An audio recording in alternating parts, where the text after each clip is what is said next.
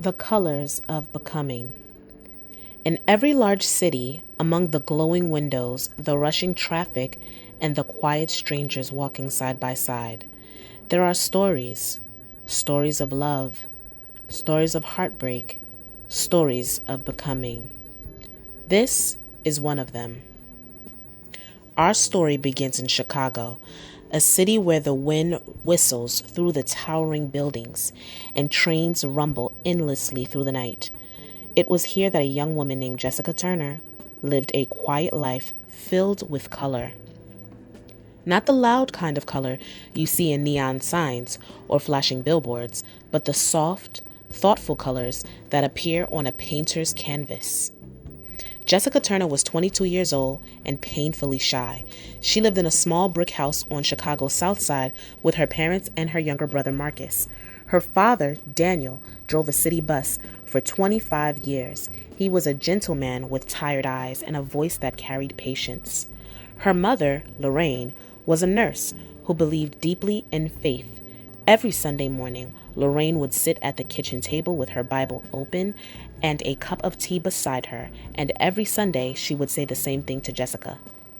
God gave you a gift, baby. Don't bury it. Use it. Jessica's gift was art. She painted everything. Rain on the city sidewalks, children playing basketball in alleyways, the golden glow of streetlights reflecting on Lake Michigan. To Jessica, the world was full of stories, waiting to be painted. But there was another dream she carried quietly in her heart. Jessica believed that a woman's life wasn't complete until she was loved deeply. She dreamed of a husband who adored her, a house filled with laughter, children running through the halls, and a career she loved. She wanted it all. Her best friend, Maya Rodriguez, knew this better than anyone. Maya was Jessica's opposite in every way: confident, bold, the kind of woman who could walk into any room and immediately command attention. They met in college during an art history class, while Jessica quietly sketched the margins of her notebook. Maya debated professors about modern art movements, yet somehow the two became inseparable. One night while eating pizza in Maya's apartment, Maya teased her. "Jess, one day some guy is going to sweep you off your feet." Jessica smiled shyly. "I hope he's kind," Jessica said. Maya said, "Oh, please, you deserve someone incredible." Jessica believed that too. And not long after that, she met him. His name was Jacob Carter. Jessica first saw him at a small art exhibition in Chicago's River North District. Her painting hung quietly on a far wall, a watercolor of a rainy Chicago street. She stood beside it nervously. Hardly anyone had stopped to look, until a tall man with confident posture stepped closer. He studied the painting carefully, then turned to her. "You painted this?" Jessica nodded, her voice barely above a whisper. "Yes." Jacob smiled warmly. "You made a street corner feel like a memory." Jessica blinked. No one had ever described her work that way before. They talked for almost an hour that night. His career in real estate Jacob development. told her about He was ambitious, successful, and charismatic, but more than anything, he was charming. The kind of charming that made people feel like they were the only person in the room. Before leaving, he asked for her number. Jessica floated home that night. She couldn't stop smiling. Their relationship moved quickly. Jacob took her everywhere. Rooftop restaurants, lakefront walks, jazz clubs hidden in quiet Chicago basements. He introduced her to his friends, ambitious young professionals chasing success, and he bragged about Jessica constantly. "My girlfriend's the most talented artist in Chicago." Jessica blushed every time. Maya watched carefully. One evening, she pulled Jessica aside. "Can I be honest, Jess?" Jessica nodded. "Jacob is a little too smooth." Jessica laughed. Jessica said, "You're just being protective." Maya said, "I just don't want you to get hurt." Jessica waved away the concern because she was in love, and love makes people believe the best in others. 5 years went by. 5 years of holidays together, birthdays, vacations. Jessica grew closer to Jacob's family. His mother adored her. Everyone assumed a wedding would come soon. Jessica believed it too. But whenever marriage came up, Jacob would smile and say, "Soon. I just want everything to be perfect." Jessica trusted him. She always trusted him. Until the day everything changed. Jessica first heard the name Veronica from Maya. Maya had been scrolling through social media when suddenly she froze. "Jess, come look at this." Jessica leaned over. The photo showed Jacob standing behind a breathtaking woman with golden hair and model-like beauty. The caption read, "Celebrating a new development partnership with Jacob Carter." Jessica forced a smile. She's probably just a client, but something in her chest tightened. Jacob Carter never planned to betray Jessica. That's what he told himself, over and over again. The first time he met Veronica, it wasn't supposed to matter. It was just another business meeting, another opportunity, another deal. She walked into the conference room like she belonged there, confident, polished, unapologetically bold. "So you're Jacob Carter," Veronica said. Jacob smirked slightly. "I've been called worse," he said. She laughed. And something about that laugh lingered. At first it was harmless. Meetings, emails, late-night planning sessions. But Veronica was different. She challenged him, didn't admire him the way others did, didn't soften herself to make him comfortable. Veronica, leaning back in her chair, "You're so used to people agreeing with you, aren't you?" Jacob raised an eyebrow. "I'm used to being right," he said. She smiled. Jacob still went home to Jessica. Still held her, still told her he loved her. And he did, in a way. Jessica was safe. She was peace. She was the version of life that made sense. But Veronica was excitement, challenge, fire. And Jacob didn't realize how much he craved that until it was right in front of him. One night after a long meeting, Veronica suggested drinks. "You look like you need to loosen up." Jacob hesitated, just for a moment, then nodded. That moment mattered because that was the first time he chose distance from Jessica. At the bar, Veronica leaned in close as they talked. Her presence was magnetic.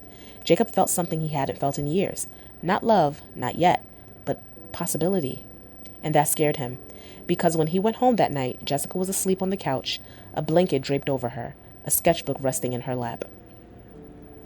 He stood there for long moments, looking at her. She looked peaceful, safe, familiar, and suddenly guilt crept in. "What am I doing?" Jacob whispered to himself. He kissed her forehead gently, carried her to bed, and told himself it would stop there. But it didn't. Because temptation doesn't usually come all at once. It comes in small allowances. Another drink, another late night, another conversation that went just a little too far. Until one night it crossed the line. The moments that changed. It wasn't romantic. Not at first. It was late. They were tired. The conversation had turned personal. "Have you ever felt that you were living the life you were supposed to, but not the one you want?" Veronica asked. Jacob looked at her carefully. "What does that mean?"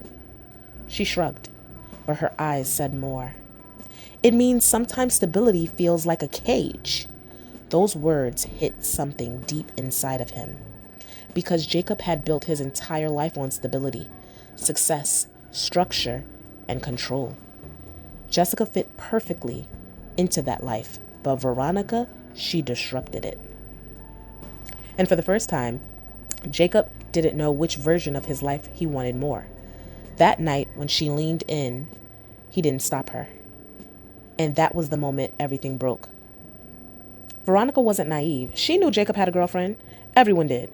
But in Veronica's world, love wasn't sacred. It was fluid, temporary, negotiable.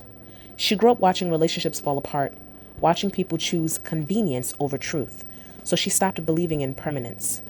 To her, people chose what felt right in the moment, and Jacob felt right. Not because she wanted to hurt Jessica, but because she didn't think about Jessica at all. If he's really hers, he wouldn't be entertained by me.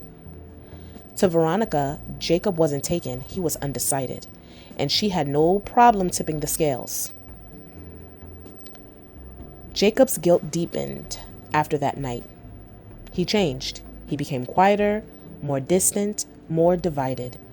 Every time he looked at Jessica, he felt it. Guilt. But instead of confessing, he compartmentalized. He told himself, it doesn't mean anything. It's temporary. It'll end soon. But he didn't, because part of him didn't want to. With Jessica, he was comfortable. Routine, history. With Veronica, he was someone else. More daring, more alive, less accountable. And somewhere in between those two worlds, Jacob lost himself. By the time Jessica walked into that apartment, the damage had already been done. Not just in actions, but in choices, repeated ones. When Jessica asked, how long? Jacob didn't hear her question. He felt the weight of every moment he chose not to stop. He said, a few months. What he didn't say was, every day felt like a war, and every day he chose wrong. When Veronica exited that apartment, she didn't feel victorious. She paused outside the doorway, exhaled slowly, because for the first time, she saw the damage clearly. Not just a relationship ending, but a woman breaking. And even she wasn't untouched by that. Jacob didn't leave Jessica because he didn't love her. He left her because he lacked the discipline to honor the love he had. And Veronica didn't steal Jacob. She simply stepped into the space he created. But Jessica, she lost something deeper than a relationship. She lost the version of love she believed would never fail her. But what she didn't know yet was that this breaking would become her beginning. At first, everything felt right. Veronica got what she thought she wanted. Jacob chose her. He was attentive again, present, focused. That same charm that once pulled her in now belonged to her. They moved easily into a rhythm. Dinner dates, work meetings that blurred into personal time, weekends spent exploring the city. On the surface, it looked perfect. But perfection has a way of revealing its cracks. The first shift, it started subtly. The same way it had for Jessica. Jacob became distracted. One evening, they sat across from each other at an upscale restaurant. Candles flickered between them. Veronica was talking, but Jacob wasn't listening. His eyes drifted, his thoughts somewhere else. Where did you just go? Jacob blinked. What? You disappeared just now, Veronica said. He forced a smile. Just thinking about work. She studied him, and for the first time, she didn't fully believe him. Jessica wasn't there, but somehow she was still there. In the silence, in the distance, in the guilt, Jacob never fully hid. One night, Veronica found him staring at his phone, not texting, not scrolling, just staring. You gonna tell me what's on your mind? Veronica said. Jacob looked at the screen and quickly locked it. It's nothing. She raised an eyebrow. You're a terrible liar, Veronica said. He didn't respond, and the silence said more than words could ever. Veronica wasn't insecure. She never needed to be. But something about Jacob unsettled her because she recognized the pattern. Distance, distraction, emotional absence. She had seen it before, in other men, in other relationships, and suddenly a thought crossed her mind that she couldn't ignore. If he did it with me, he could do it to me, Veronica quietly said to herself. The realization didn't come all at once, but it built slowly. One night, she couldn't ignore it anymore. They were at Jacob's apartment, the same place everything had started. Veronica stood near the window, looking out at the city lights. Do you ever think about her? Jacob froze. He didn't need to ask who she meant. Why would you ask that? Jacob said. She turned to face him, her expression calm but sharp. Because you never really left her, did you? Silence. Jacob ran his hand through his hair. That's not fair. Veronica let out a soft laugh. Not amused, not angry, just aware. No? What's not fair is pretending this started clean. He said nothing. And that was the confirmation she needed. Veronica walked slowly towards him. You didn't choose me because I was better. You chose me because I was new. The words landed heavily. Jacob looked at her, but for the first time, he didn't have anything to say. Veronica stepped back because suddenly she saw everything clearly. She hadn't won anything. She simply stepped into a story that was already broken. And now she was living the next chapter of it. That night, Veronica didn't yell, didn't argue, didn't fight to stay. She simply picked up her bag and left. Where are you going? Jacob said. She looked at him one last time. I don't compete for attention. And I definitely don't build something on someone else's heartbreak. Jacob stepped forward slightly. It's not like that. She shook her head gently. It's exactly like that. And with that, she walked out. For the first time in a long time, Veronica felt something unfamiliar. Not heartbreak, not regret, but clarity. She has always believed love was temporary, replaceable, a game of choices. But now she understood something deeper. The way something begins matters, and anything built on dishonesty will eventually collapse. Jacob thought he was choosing between two women, but in reality, he was revealing who he was. And in the end, neither woman stayed. Because that same lack of discipline that cost him Jessica eventually cost him everything. Her dreams had shattered in a single moment. One moment she was waiting for a proposal, and the next moment she realized she wasted 5 years of her life and she was single again, something she didn't ever expect to happen. For months, Jessica barely functioned. She stopped painting, stopped seeing friends. The silence in her apartment felt unbearable. One evening, she opened her Bible her mother had given her years ago. Her eyes landed on a verse. Psalm 34, verse 18. The Lord is close to the brokenhearted. Jessica began to pray. At first, her prayers were desperate. God, why did this happen? But slowly, her prayers changed. They became quieter, deeper, and healing began.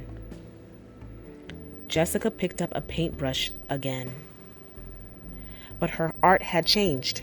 Her heartbreak spilled onto the canvas. She painted grief, loneliness, strength. One painting showed a cracked heart blooming into flowers, a representation of how she was starting to heal with her own cracked heart. Another showed a woman standing alone beside a sunrise. Gallery's owners noticed, and art critics praised the emotional depth of her work. Soon, Jessica was receiving commissions all across Chicago.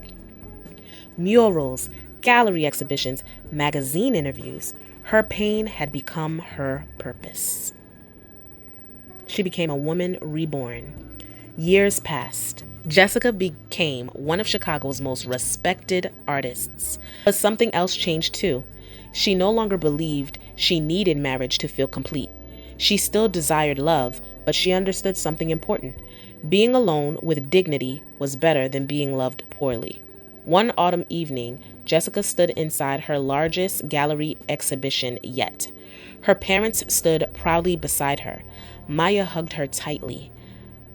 "Look at you, you did this?" Maya said.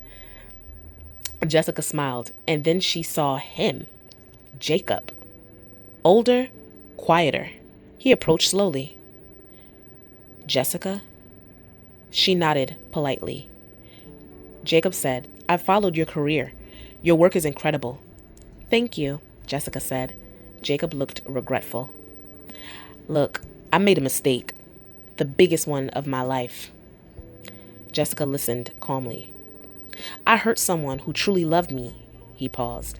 If I could go back, I would choose differently." Jessica studied him for a moment. Then she spoke gently. "I forgive you." Jacob looked surprised, but she continued. "Forgiveness doesn't mean returning to the past." Jacob nodded slowly, and for the first time in years, Jessica felt completely free.